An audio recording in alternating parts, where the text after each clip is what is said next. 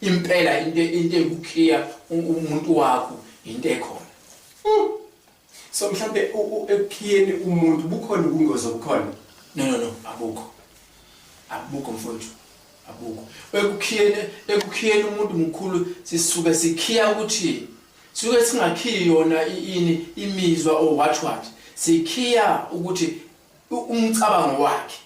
Yeah. Mawucabange wena. Not ukuthi si affecta imthambo yemizwa yakhe. Akukho la affecta imizwa yemthambo yakho kodwa akabe into yakho.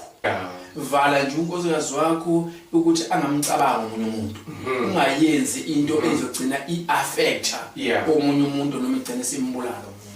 Khiya esitolo sakho kungangeni umuntu ngaphakathi. Ngoba phela inhloso igama lethu baba sibili singodokotela. Yeah. Akukho la bese kufanele sisebenze njengabathakathi. Yes.